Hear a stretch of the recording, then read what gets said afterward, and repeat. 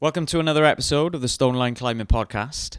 In this episode, I chat to Ash Wolsey-Heard, who some of you may recognise from one of the earliest episodes of the podcast.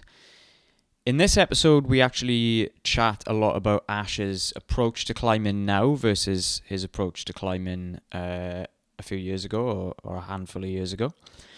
How that's changed, how he has improved or modified his relationship with climbing to be more sustainable. Ash is also the man behind Ash Climbing Products, which there'll be a lot of you out there with one of his fingerboards or offcut boards or maybe even some of his climbing holds. We talk about how he navigated his way into that world, what he creates now and what he could possibly create for you. He's still creating holds and fingerboards and tools for climbers all over the world. We also talk a bit about trips, and there's a few kind of funny anecdotes in there at the end. Maybe a little less tactics and approach based than this one, but Ash still hits on a bunch of important points, and yeah, we have a good chat over the course of the podcast. So I hope you enjoy this one with Ash Wolsey-Heard. All right, my man. Last time we chatted was last summer in the sun when it was Si. Just past Dogmore, wasn't it? Yeah, it was good Down fun. the road. It's been a while since then, but I guess a lot of that conversation was stuff about coaching, stuff about your relationship with Si and Roz and that whole group.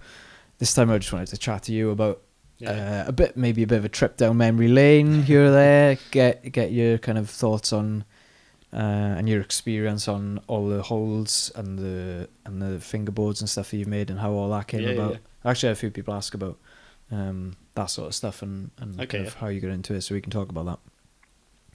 I wanted to start with, because we climbed a lot together over the years. I mean, I remember first meeting you 2010, 2011, when I'd not long been climbing, and it was like you and Si and you were in Dynamic Rock, and I remember watching you bowl and thinking, fucking hell, this guy's good. And you were only probably like 17 at that point as well.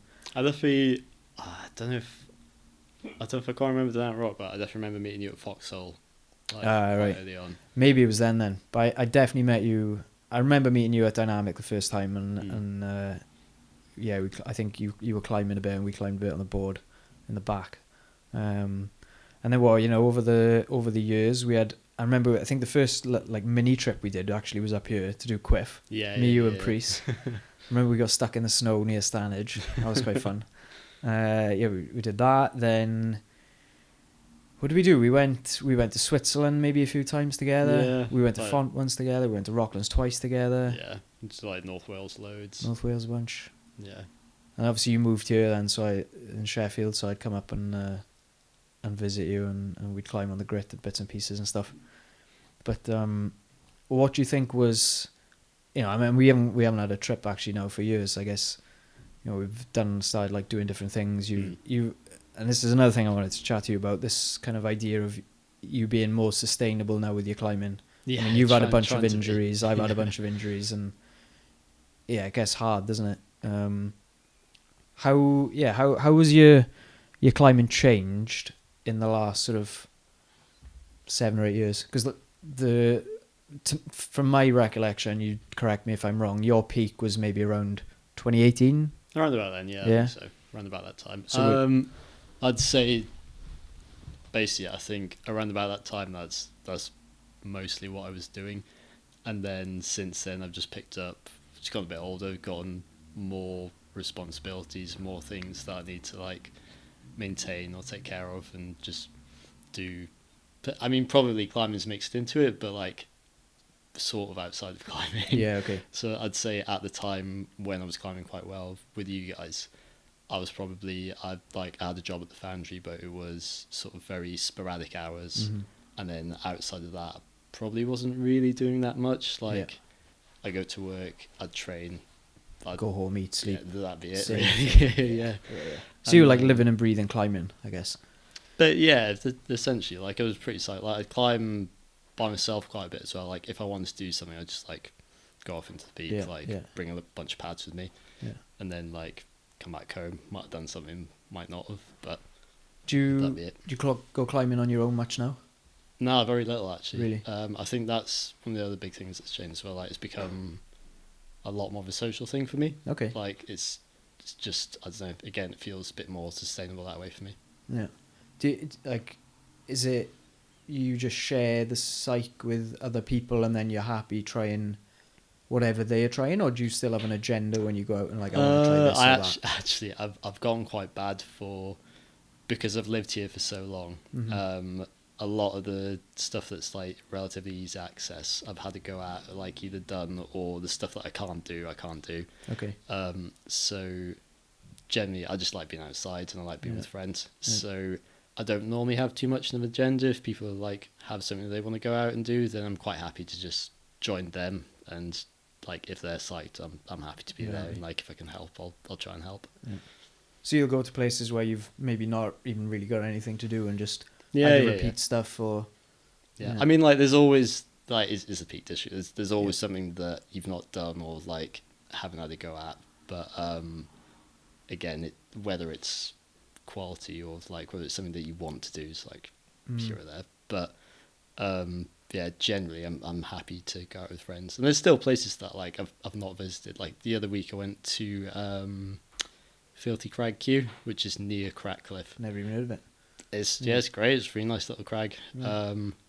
Not entirely sure what the access is. Okay, yeah. But it's nice. It's like small sort of cluster of boulders in like a little pine forest. Yeah, it's great. It's like super pretty. No one else there. Yeah. Had a great time. Great. As your climbing improved in other ways in the last 7 or 8 years, do you think? Maybe I'm a little bit more rounded. Okay. Like, maybe I've gotten a bit more like, I'd say probably from setting, like, maybe like competition style stuff, I'm a bit more coordinated. I wouldn't say it's my bag. And still not that good at slabs, but I'm probably a bit better than I used to be. Okay. Yeah, I've still definitely got a lot of room for improvement. You've always been like a bit of a slothy boy, haven't you? Like, I think like, just nice, like lock stuff low off and slow. I could pull through things. Low gear, climb slow. Sorted.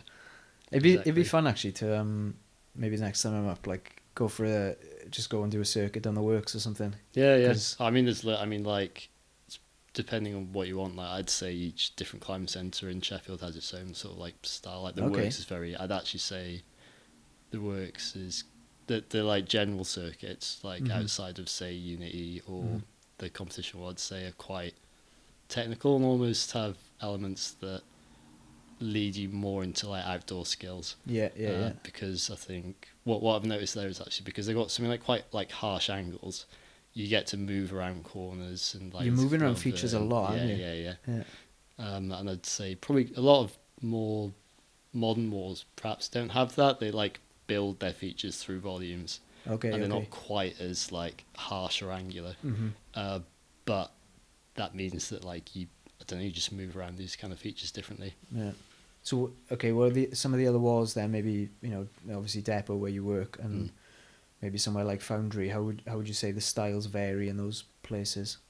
I'd say so. Actually, the Foundry, since they've built the mezzanine, not climbed there quite as much, but the wave's like great. Like I'd say so. When back in 17 or 18. So yeah, it was 17, wasn't it? 17 or 18. Around about then. Yeah. I was still working at the Foundry, and just like as strong as I've ever been, just basically climbing on the wave. It's kind of like board climbing, right?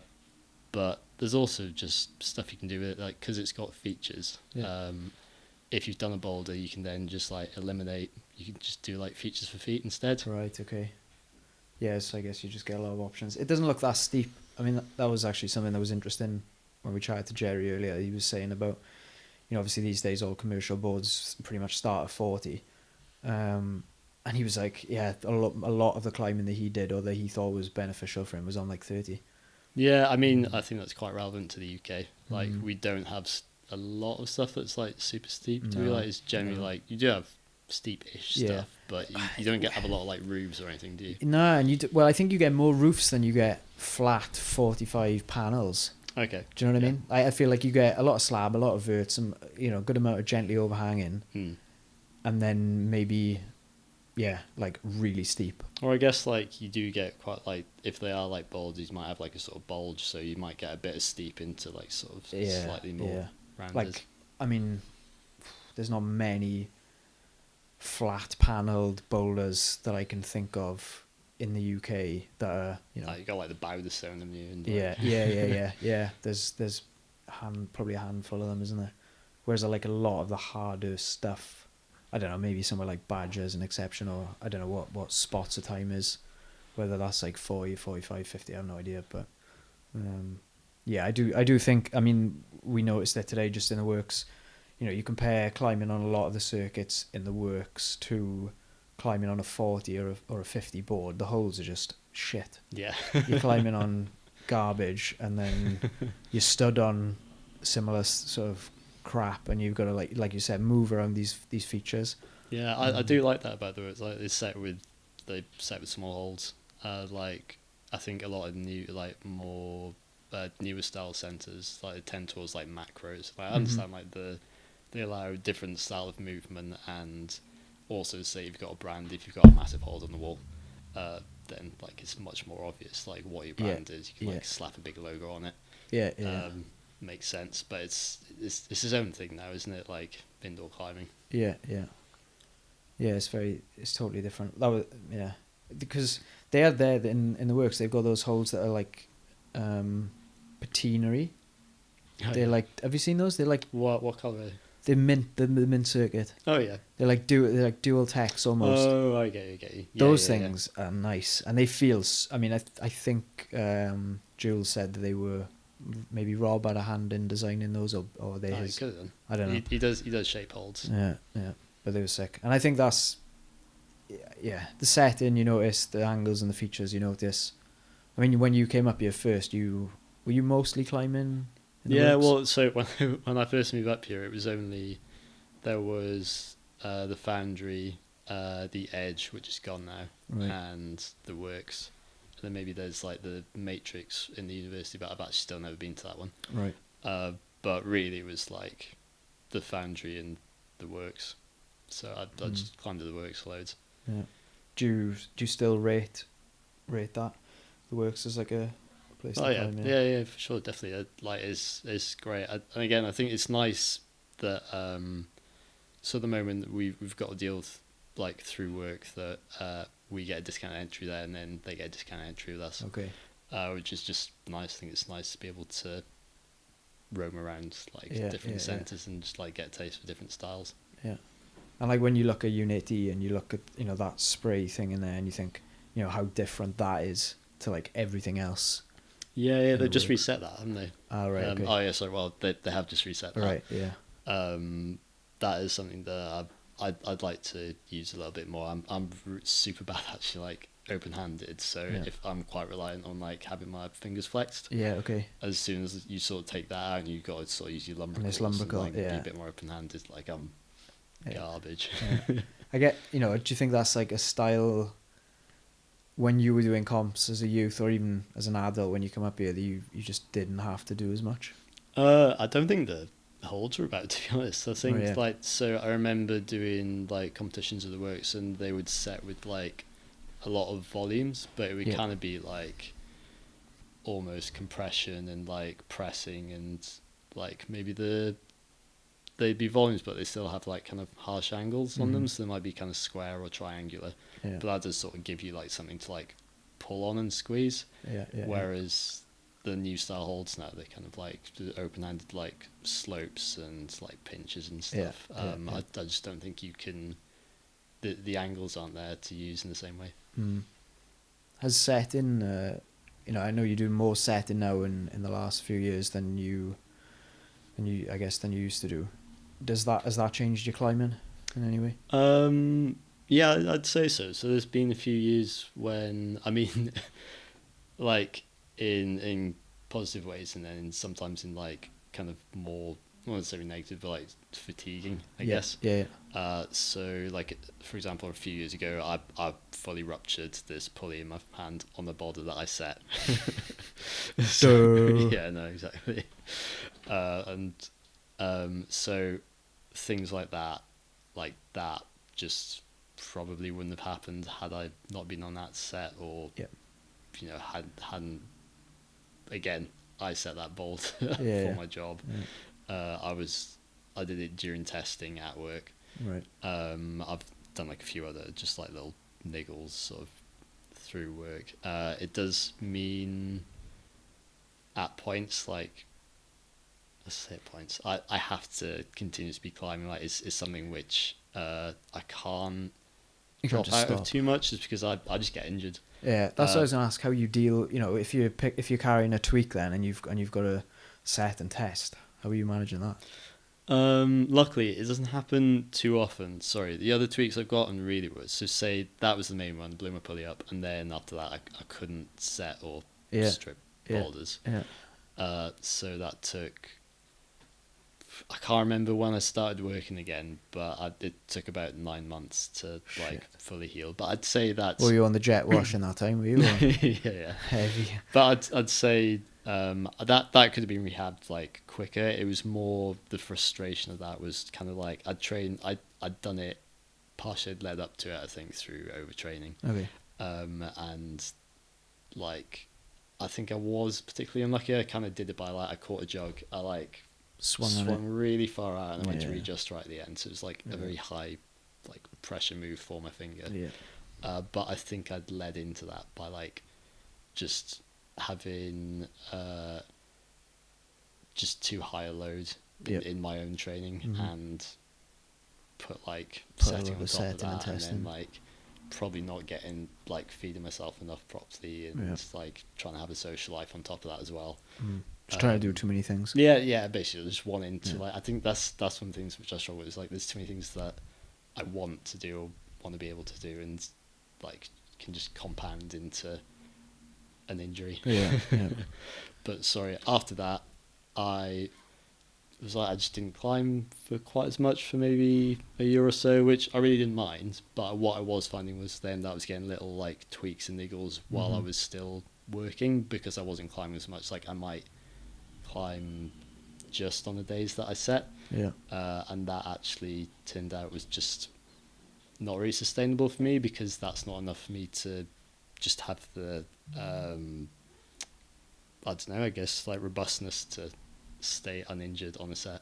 Yeah, it's like a balance, isn't it, between how much you're doing in your personal time and how much you're doing on a set and a test, and I guess even what you're setting and testing changes week to week maybe, and sometimes it's more intense, sometimes it's less intense, you know, and sometimes the odd days of setting that I do with the you know, you're not testing anything hard, and then other days maybe you do need to test something hard, and I certainly don't envy people setting, you know, multiple days a week. What is it for you? One to two? Yeah, like 1 to 2, but like usually only 1, to be fair. So it's not loads. But it was more that say in that scenario, there was a point where I was like not wanting to climb too much, but I was finding that I kind of needed to do more in my own personal time in order to do my job, to keep capacity to be able to actually test. Yeah, okay, that's interesting. And you know, with the setting and testing now, are you doing any training, or are you just climbing? Yeah, I mean, I'm not super structured, so I climb maybe 3 times a week or so, and then I'll try and do some fingerboarding. Like on the days that I climb indoors, I'll try and do some fingerboarding. Okay, what fingerboarding are you doing? Mostly slightly longer duration hangs, so again just to sort of try and keep me uninjured, so between 20 to 30 second hangs. I found it being quite good for me. And like half crimp on a bit of half crimp, bit of open handed. What I've been doing more recently as well is like I'm really weak open handed, so I do that on like larger holds, but like the half crimp I'll try and do on micros. Oh, okay. Wow. Just because I was finding, I did quite a stint maybe a year or 2 ago of like trying to get back into one arm hangs, and I got quite good at them, like in a chisel. Okay. But I'd say probably about as strong as I've ever been. And then I remember we went to Cayley, and like just got on a bunch of like 7Bs and stuff with some like small holes on it. Just couldn't do anything. You realise you can flex your index finger. Or... yeah, it's just like the holes are just too small. Can't do anything. I think that's a really common thing. But what I always found interesting about you is whenever you half crimped or whenever you campused in half crimp. Yeah, I don't know. I was never very good at full crimp. No, I mean, like most people when they campus, they chisel.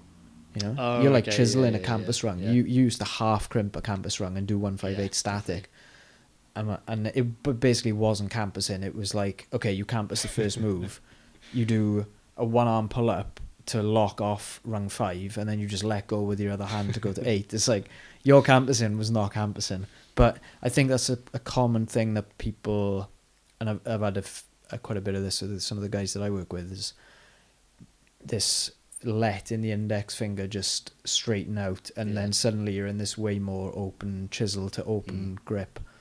And a lot of people, you know, when they think they're using half crimp, they're actually not. They're in like their index finger is starting to like come to like 45 degrees and then straighten out. Or not 45, whatever, that'd be 120. And then suddenly, like you say, when you get on those really small holes where you need to be flexed, it's just not happening, is it? Yeah, you haven't got the purchase. Yeah. So you've done a bit of that stuff on micros. Your own ones? I use the ones at work, and then I've got some of my own at home. Yeah.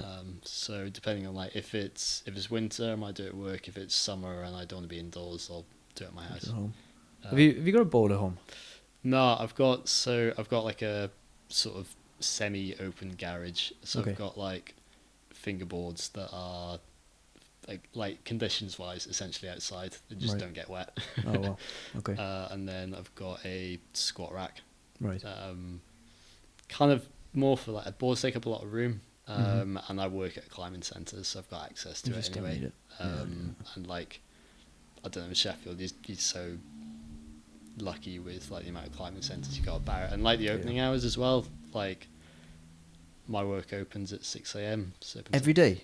Not on the weekends, but every weekday. Wow, weekday 6 a.m. Brutal. Do you end up on the 6 a.m. shift? Yeah.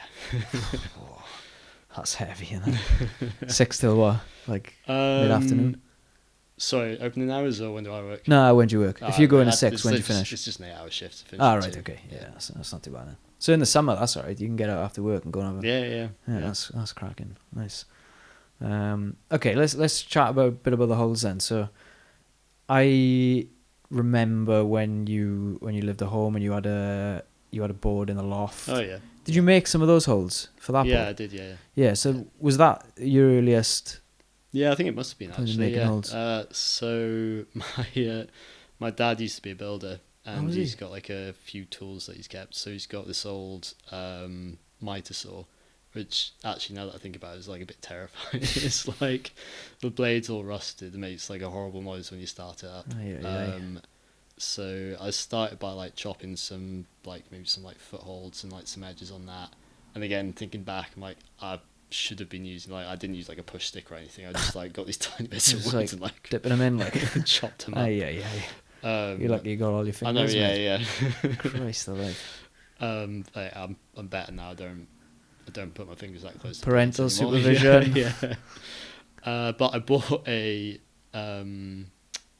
belt sander from Aldi, I think, special buy. So yeah, I just made some holes with my dad's tools and that little bench top grinder. Yeah. And then after that, you know, I remember I climbed on that a couple of times. It was really fun. After that, then, you know, you came up here, and then you're obviously working in walls, but you weren't making holes during that time, or you know. Yeah, so I think I actually built that board while I was at university. Oh, did you? Or maybe I just left. I remember I did a bit of work with Richard. He was working at Abbeydale Brewery. Right. I did like maybe a week, maybe not even a week there, of like cask washing. Right. And that paid for the materials for the board. Oh, right. And then I got some, because I got the moon holds as well from Sam was working at Banana Fingers, and he got me a discount. Right. And then, yeah, I was working at the foundry. I'm trying to remember what sort of time. I think it was maybe around 2000. When did we first go to Rocklands? 17. It must have been around then, right. because I remember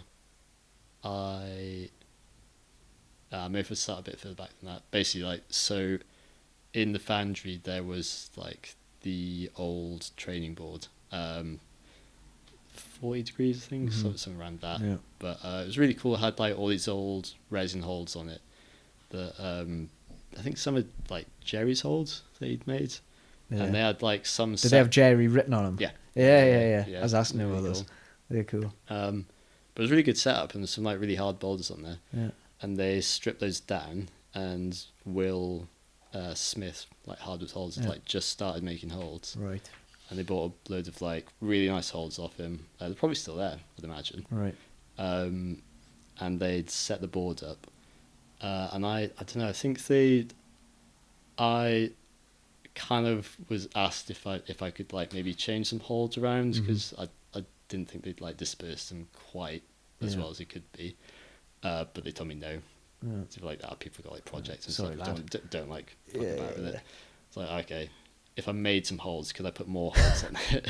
They were like, yeah, sure. So you just made a bunch. So well, yeah. So there was I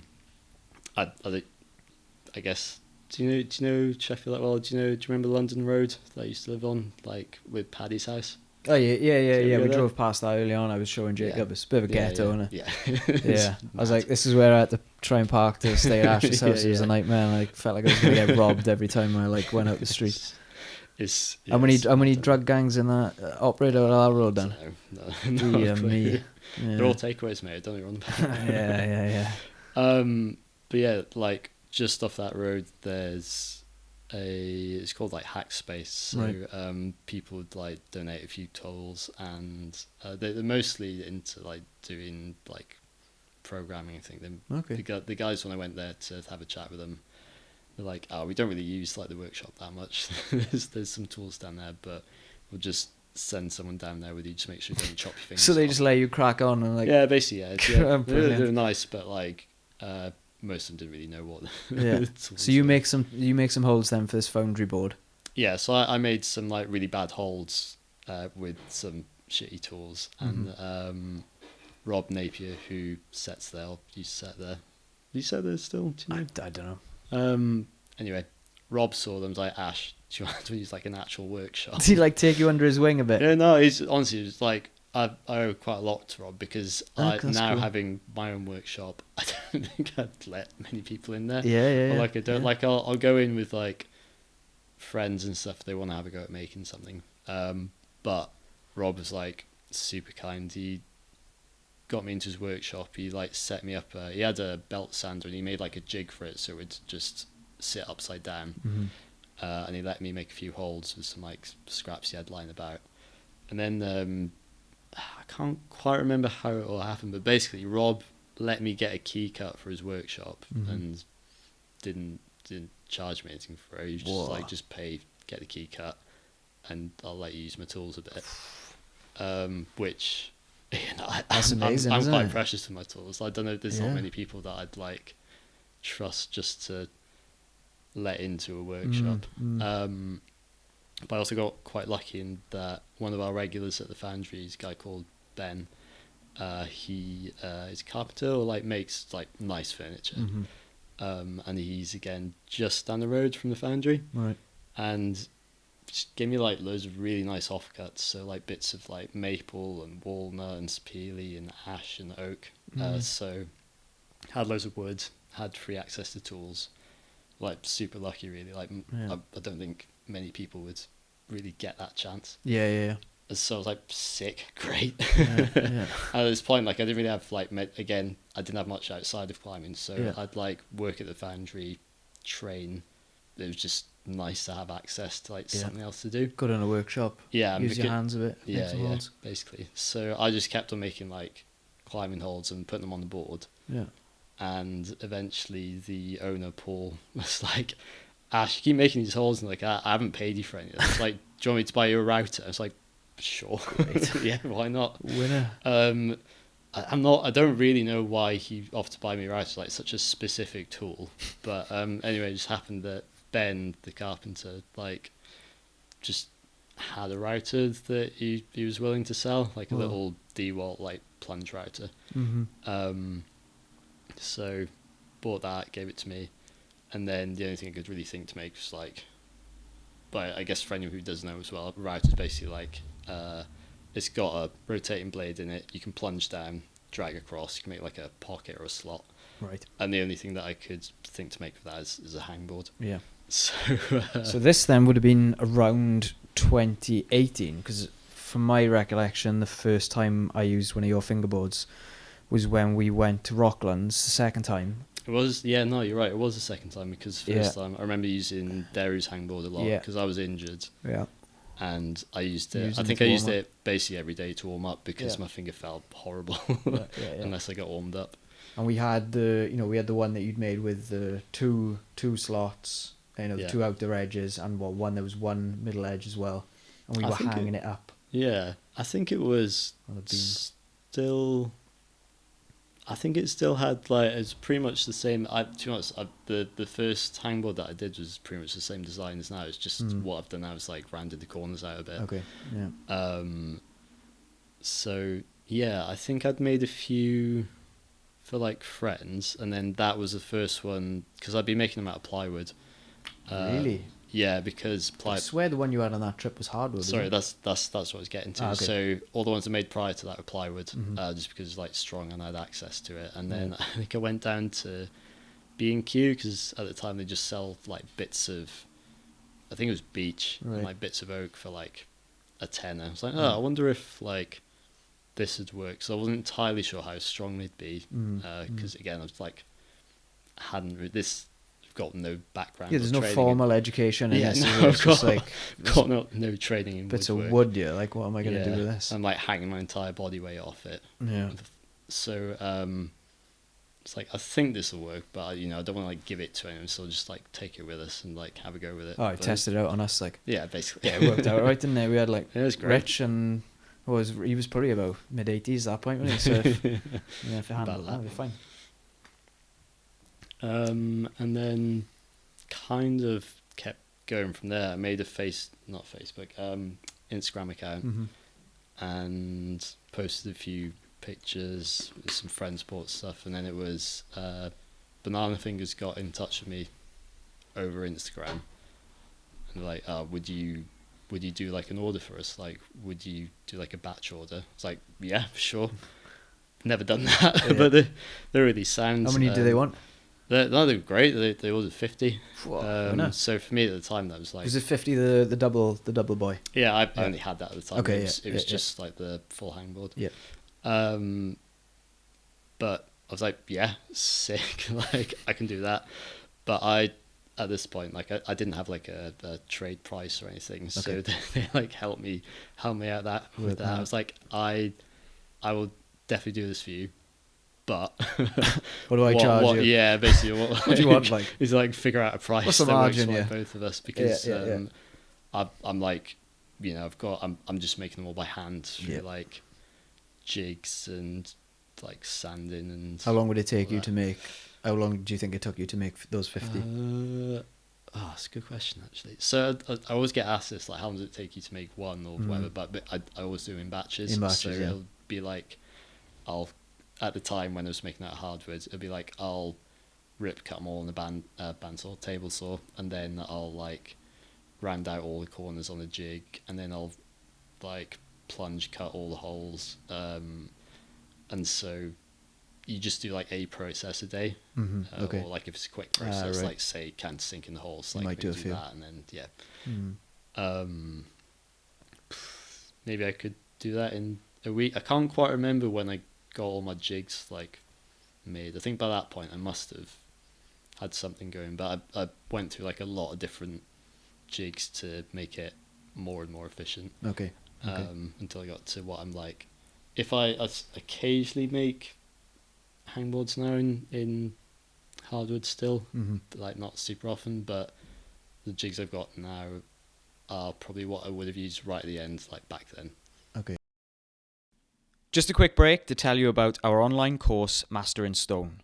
The course is over 6 hours of video lessons filmed in Fontainebleau, where I walk you step by step through my approach to outdoor bouldering, covering tactics, technique, and how to actually get better on rock. The course is all about the small details, the 1% improvements that, over time, helped me climb multiple 8C boulders and nearly 500 problems in the 8th grade. And if you've ever wanted direct input on your climbing, you'll also get access to message me through the platform, so you're not just watching lessons, you're actually supported as you go through it. If you want to improve your level and squeeze the most out of your time on rock, check out the link in the show notes or scan the QR code on screen. Right, back to the episode. Yeah. And then how do you go from that then to making the offcut? Because that came quite a bit later. Was that 2020 or 2021 you started making offcuts? Oh, I actually couldn't put a date on that. I can scroll through my Instagram feed and I'll find it. I mean, I could tell you it was either 20 or 21 because it was around COVID where you gave me one. A friend asked me to make one basically. Really? Like I think he travelled quite a bit and he just wanted something like super compact, like almost use like rings, I think. Okay. And the initial one, I can't remember, I might have just cut one of my hangboards in half. Just in half? Yeah. Just chopped it up. But then, after like measuring stuff up, it's like, so I was ordering hardwood in like big lengths, and then because the hangboards, say, I think at the time they were about 40 centimeters long, the length of wood might have like a bunch of, well, you'd have offcuts, and they'd be like too small to make a full size board. Right. And I just have loads of them because I'd be using loads of wood. Yeah. And so I was like, I can actually like use these now. Yeah. See if people like them.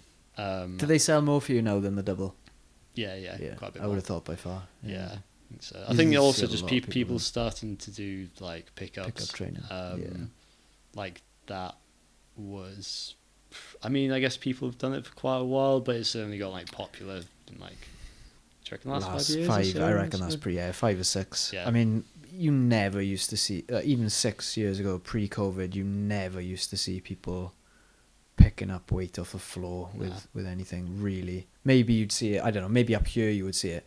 At home, you never, like down in South Wales. I mean, like, never used to see it. I mean, I can't remember what point I did. So I made, when I started doing them personally, is because I was trying to rehab a lumbrical. Okay. I very early on when I started climbing, I got hangboards, and I think in hindsight I must have torn both lumbricals at the same time, like doing in both fingers, in both hands. Sorry. I didn't know what my lumbricals were for like probably about maybe 6 years after that. I remember being basically I was in the schoolroom chatting to Ollie Tor and he'd injured one. I was like, what's that? I did this once. And he explained it to me, and I had a little prod around in both my hands, and I found a load of like scar tissue, and it's like, I think I must have like torn my lumbricals like all those years ago. Never like rehabbed them properly, so I managed to like massage that out. But also, I started doing like monolifts, so just basically like density hangs. I didn't realise I was doing density hangs, but that's what I was doing. I was just treating it like stretching. I was just trying to stretch out the muscles in my palm. Yeah, it's interesting. I think that's where when you first gave me one, I was using the normal size one that you made to warm up at the crag, and then using a band with it and just warming up with 2 hands. Yeah. And then suddenly you're like, well, I can take 50% less material to the crag and still just do it with 1 hand. Yeah. And use a band. So they make perfect sense from that perspective as a warm up tool. But then when you factor in the whole lifting thing now, it makes so much sense. And the amount of people now, that you see lifting as opposed to hanging. A lot of people don't even warm up hanging anymore. They just warm up lifting. That's so common. And was that something you saw come in, or was it just like a nice byproduct of? No, I think I just got lucky with that. It's something which, again, I did in my own climbing, but that was kind of out of like experimenting and like, say, in that very specific example, like I knew I couldn't hang monos, and I wanted to be able to like measure how much I was like loading through that digit, rather than just like standing underneath the fingerboard and like pulling down until it felt uncomfortable. And this is before Tindex came along as well, isn't it? So I think so. Yeah. Because I know now you make, again, correct me if I'm wrong, but you'll make kind of bespoke stuff for people as well. I've seen on Instagram you're making like pinches, different types of lumbrical pinches, and like if people are, if I've got time and if people ask, then yeah.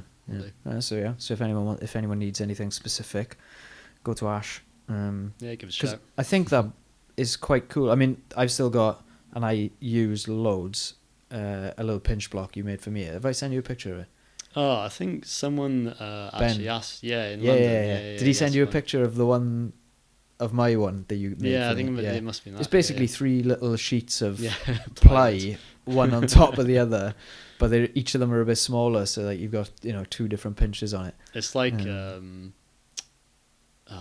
milk it, isn't it? Kind of. Yeah, well, that was what I used it for. I used it literally to train for milk it. I just kept like lifting weight up off the floor with it because it's the same sort of texture as the milk it hold and about the same width, and it was perfect for it. And then it turned out it was really useful for Vecchio as well. Oh really? Yeah, because I think for me on Vecchio the thing that I really struggled with was just isolating that right hand pinch and having enough squeeze on it. So yeah, it goes to show like just a tool like that used in the right way can make a pretty big difference to your climbing. Yeah, definitely. If you got any like sort of specific weakness like that, then it's great being able to like just I don't know, bodge something together or like make a tool for yourself or someone else. What are maybe some of the more common bespoke things that people ask you to make? Are they pinch blocks? Are they a lot of pinch blocks to be fair. Blocks, lumbrical ones? Any narrow ones or? I made one for do you know Diane? Yeah, I saw you made one. Yeah, made one for him. Is that like a big lumbrical jobby? Yeah, kind of just like narrow, like just I guess again for like if you've got any macros, like I guess do you know like super holds? Yeah, maybe them. They make some quite like sort of narrow pinches, that kind of sort of style of thing. Yeah. What else made? Yeah, to be fair, actually, like a few people who do like competitions have wanted like pinch blocks. Again, I guess sort of simulate that like open-handed. Yeah, like it's a tool for a job, isn't it? Like you want to train for what you're gonna actually climb on, and if these guys are climbing on these massive macros where it's all lumbrical work, then it makes sense to have one of those, doesn't it?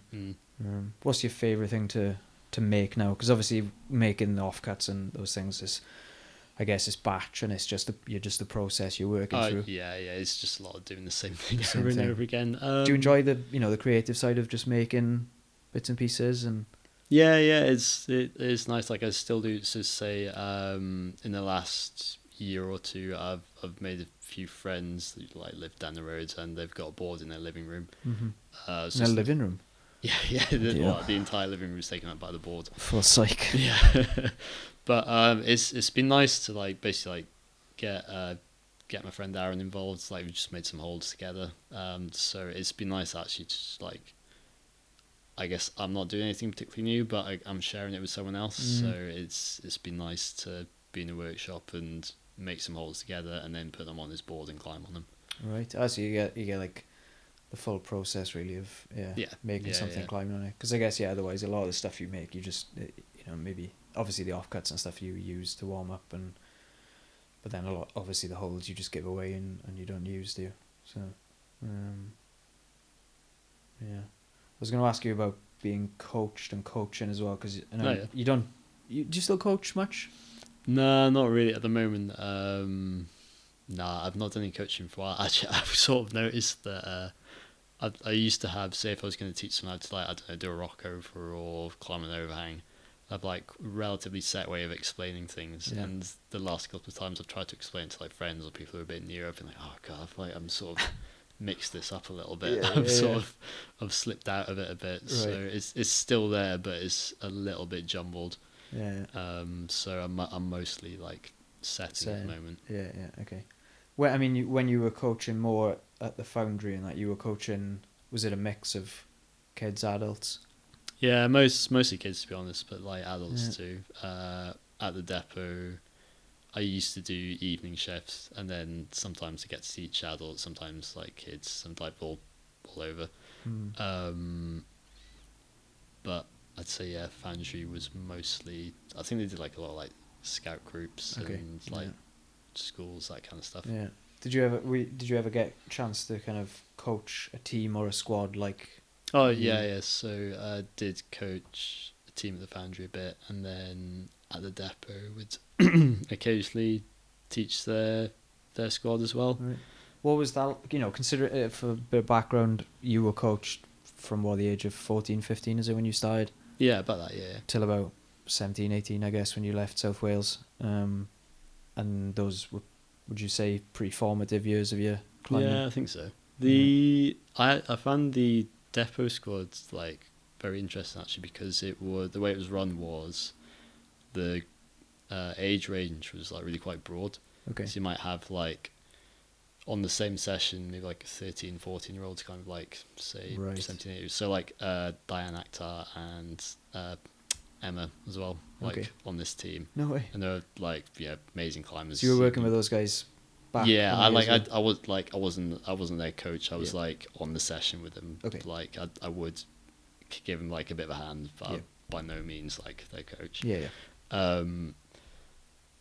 And yeah, it was like cool, like seeing how good they were back then. But because I think like having that broad age range, I think it gives like the younger lot like something to sort aspire of to. aspire to be. You've got like an active role model that you can like who's I guess that like there's a bit of an age gap when you're that age, but when you get a bit older, like this, it's not that much older really, is it? So it's like having the blueprint laid out in front of you, isn't it? Yeah. Steps are there to follow, kind of thing. Yeah, definitely. Yeah. It seems to like work really well, and like there's like loads of strong kids come out of it. Yeah. What do you? I guess you see those guys, those comp guys climbing a lot now in the depot and stuff. Yeah, like every now and again, I think because they'll like jump around different climbing centres, and it gives them like quite a broad range of experience. I think if you stay in one centre, like you probably get like a bit used to the setting. Yeah. I guess that's one of the biggest things I think you could advocate for kids, and I guess it's why a lot of them move either here or to Leeds, is that you've got so much variety of climbing in different centres, on different angles and different terrain and different holds, and they need to have access to the type of holds they're going to climb on in those comps. Whereas if you're just training for rock climbing, I mean, in that perspective it's a piece of piss. You just find a bunch of crap holes or a steep board or whatever it is. It's much easier to do, isn't it? But they're trying to get, I mean, you can do it for rock as well. They're trying to get as specific as they can. They want to ideally climb on the holds that are actually in the comps. Yeah. I mean, okay, you can do that if you want to climb on Burden of Dreams. You can go and find buy the set and sling it on your board. But we can still get pretty close, I think, with making holds, buying holds that are close for your board, or even then go into somebody like you or a Jim Bower who will make holds specific to, if somebody's got a particular project that's specific to them. And I think that's definitely a way you get pretty close to, doing the things that you may want to do, is having the holds be as close as they possibly can. But then obviously that's a very specific thing. It's not, when then the opposite end of it is just climbing a million different climbing centres and kind of do that. What do you think you enjoy least about doing what you do in terms of making the holds and stuff? Or making the boards? I guess because you've essentially a glorified factory worker. Right. You just sort of you're working in a factory, but at least you're doing it for yourself. Yeah. There's no one shouting down you, like you clock in and clock out. You're just you're accountable for yourself. Make your own hours. If you don't do the work, you don't get paid. But then you can do as much work as you want or as little as you want. How much time do you feel like you spend at the moment? I mean, it's not too bad. So normally what I actually do is like I'll make a large batch. So I'll order like a load of materials in, and or I'll get them like partially machined, and I like basically like finish them. Right. So if I sit in a workshop for like a month or so, I can make like quite a large amount of stock, like maybe enough stock for a few months or so. Okay. Oh, so you're not you'll do a bit of graft for that period of time, and then you've got a bit to last you. Yeah. When was the last time you had to do a big shift? It's been a while actually. Like I would probably say start this year. Oh, right. Doing right then. Yeah, it's You've had a couple of trips this year. No, you've had one. You went to Albarracín just now. Yeah. But I mean, so like part of it is like making stuff, and then the other part is like you got to sell it. Someone's got to buy it. Yeah. So now are you dealing with just a lot of different retailers selling stuff? I mean, yeah, it's been like fairly broad, like from climbing centres to like shops and then online shops. It's a lot of admin, isn't it? A lot of, you just Yeah. responding to emails. How many boats you need? Yeah, could I'll send them. Yeah. Send invoice after, all that sort of jive. Chasing stuff when it's lost. Oh yeah, Royal Mail. Yeah. Shout out Royal Mail. Yeah. Bunch of jokers. Like, if you haven't watched that, have you watched that TV series, Mr. Bates versus the Post Office? Have you heard about all that? No. What's happened? Oh, the old postmasters. They got absolutely stitched up. Where if they're the actual postmasters, that people that run maybe a shop that's got a little post office in it, they were being taken to court for in a lot of cases fraud, basically stealing money. When it turned out Royal Mail's system was broken and was bollocks. Right. So they in a lot of cases they took these poor post mistresses and masters to jail for fraud. And they served time and stuff. Yeah. And they didn't do a single thing wrong. And in the subsequent years, Royal Mail has admitted, our system was a load of shit. It's fucked, isn't it? Yeah. So that there was all that. So yeah, I'm not a huge fan of Royal Mail, to be honest. But Royal Mail and the post office aren't the same company. no, all right, okay, yeah. The post office were the ones. Sorry, it was the post office, not Royal Mail. Okay. Yeah, my bad. Yeah, sorry, Royal Mail is the post office. Yeah, right. Can't tar them all with the same brush, kind of thing. Yeah. Well, let's just not talk about the BBC as well. No. Yeah, maybe we'll edit all this out because I don't want to get sued. But it was all proven anyway, and it's in a TV. You should watch the TV series. It's a good laugh. It's dramatized. Yeah. It's good fun. All right, last couple of things. Then it'd be cool to go over. I was going to ask you at the start, but we just kept going talking about other stuff. What is one of your favourite moments of us on a climbing trip? Probably you getting chased by a snake. Oh yeah, Connor, tell, because you might not have heard this story either. Tell that story really quick. Yeah, sure. So I actually can't remember the name of the crag. It's where Master Key is, isn't it? Yeah. No, it's not Danger Zone. I can't even remember either. Yeah, I can't remember. We're in South Africa. Oh, Eland. Eland, okay. Yeah. We're in Rocklands in South Africa. And we were going, were we going to try Master Key, or do you want to try Master Key? I think we were going to try that. So we parked up and then we just walking down towards the boulder. And it's African, it's their winter time, isn't it? Yeah. So it's not really supposed to be that much wildlife about it. It's supposed to be hibernating or just relatively quiet. I remember we were walking. I could see it on the path. Could you? Well, I just didn't. Didn't tell me. Just let me walk into a snake. I was getting close to it. So Eliot was walking ahead of me. I was walking in front of you. With my pad on my back and my rucksack on my chest. Yeah. And we're chatting, not paying too much attention. I could see there was something on the path, but I didn't realize it was just a snake. Anyway. Well, the thing was, I thought because there'd been loads of burnt bushes dark, and stuff. There was black, there was burnt bushes everywhere. So I thought, there's just a burnt twig in the path. Yeah. And I'm looking down at my feet, and then suddenly this burnt twig starts moving. I'm like, oh shit. And then obviously, it goes in front of me about a foot, spins around, jumps up, looks towards me, and then I just turn my back straight away on it. Yeah, you just fucking scream snake. But I didn't realise until you told me, we had this conversation a couple of months ago, that snake had actually jumped to you. It jumped at me. Yeah, so Eliot was walking ahead of me. All of a sudden he spins around, screams snake, starts pegging it towards me. But yeah, this You saw it jump. snake, like it was coiled up to start with. Yeah, it was coiled up. Like, It's turned, Yeah. came up at about waist height. yeah, like flared its neck up. Opened the and then mouth. As you were running away, like I didn't realize snakes could jump, so it jumped up to about like they jump, waist height or so Oh, yeah. as you were running away from it. And then it obviously like didn't have the distance, like it didn't make it. Yeah. And then it just like fucked off into a bush. Yeah, that was terrifying. But we never figured out what it was really, did we? Like it was like I think we asked this a couple of locals. I thought it was a mamba, but I don't think it was because it was black, and I think the mambas are more grey. I think one of those local guys said it was would have been like a Cape Cobra. okay, because it did look like it had quite a flared neck. Yeah, and it had quite a light mouth. Okay. But yeah, I probably wasn't quite as close as you. No, I was close enough to see what I could tell you what toothpaste they used and everything. Like, it was scary. Yeah. Any others? Any other good ones? Apart from nearly dying. Yeah, that's probably the closest I've ever come to dying. Yeah, that I'm aware of, anyway.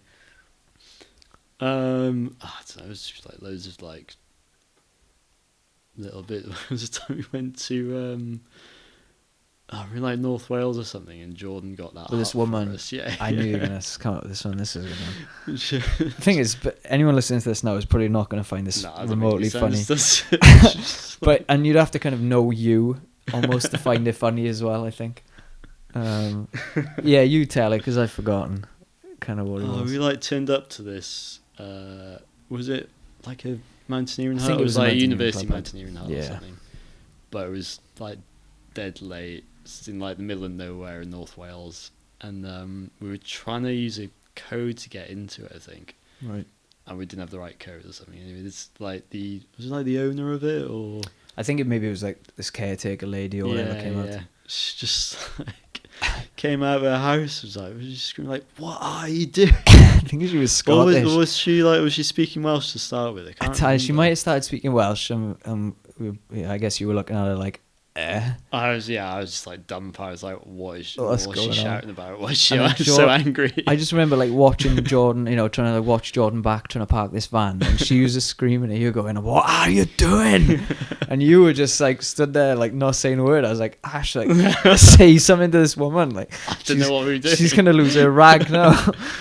Jordan smooth over, didn't he? God. And then Jordan gave her a good sweet talking, and it was all fine. Yeah, that was pretty funny. Remember one of the last times we went to Switzerland, I think, like, turned up at the airport to get the hire car. Yeah. And I didn't realise what hire car you got. You got a fucking Alfa Romeo. Oh, that was great. It's like, mate, what have you got this? I got like priceless. 3 of us and pads and bags. And you've got a fucking sports car to drive all the way to Magic with from Italy. From Milan, yeah. Yeah, I was so psyched that trip because I just hang on. There was 4 of us. There's 4 of us and pads. In a saloon. I remember, to be fair, that's the one time I've got to the airport to get a car and got to the car and actually thought, shit me, we are not getting all our stuff in this vehicle. And I'm pretty sure I was lucky as well because like I got put onto it so that I could drive it. Like fucking Roz and Anna were in the back. Yeah, they were in the back, jammed up to the Maximus. And the boot of this car is like a worse boot than you'd have on a Fiat 500. Like I actually think if we'd had a Fiat 500 it would have been better than that Alfa Romeo. But was that not the most gorgeous rental car you've ever had on a trip? Yeah, it was gorgeous. I was taking pictures of it every day. It was stunning. It was great from the front. Yeah, it was great from the front and the back, just not when you were actually inside it. And then you even managed to curb the living shit out of the alloy as well. You were driving it, I think, on maybe one of the last days, and you rammed it into some massive curb, gouged the shit out of the alloy. Took a corner a bit close, didn't A bit more than that. Took about 2 inches off the alloy. We're lucky we never got charged for that. I don't know how the hell. I don't know how the hell we didn't get charged for that. But yeah, that was a good little trip. And that was a week, wasn't it? I remember the end of a summer, and I was expecting Magic Wood to be really busy, but I think we got there at the right time. Yeah, everyone was leaving, and I remember it got progressively colder every day that we were there. Yeah, we did a good few boulders that trip. We were just sort of climbing 8As Yeah, and yeah. stuff, and you did Foxy Lady, didn't you? And Yeah. we did Octopussy and a few other bits and pieces. Yeah, that was a good one. A nice little hat we had as well. Great. Well, we'll end it on that note, shall we?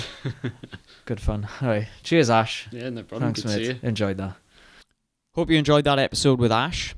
If you want to check out more of what he has to sell, check out ashclimbingproducts.com or his Instagram page. Get in touch with him for fingerboards, holds, training tools, anything like that. See you in the next one.